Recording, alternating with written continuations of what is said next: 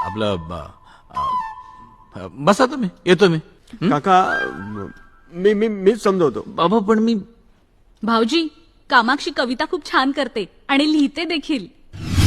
स्वप्नातल्या माझ्या सख्या, कोणते तुझे गाव, कसे तुझे रंगरूप, काय तुझे नाव.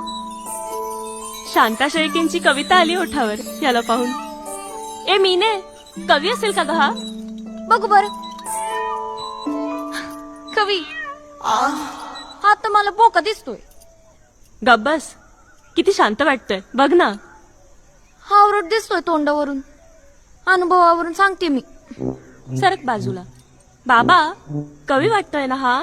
वय निसर्ग कवी वाटतोय. मला आवडला. चांगला नोकरीवाला जावई मिळणं हे महत्वाचं.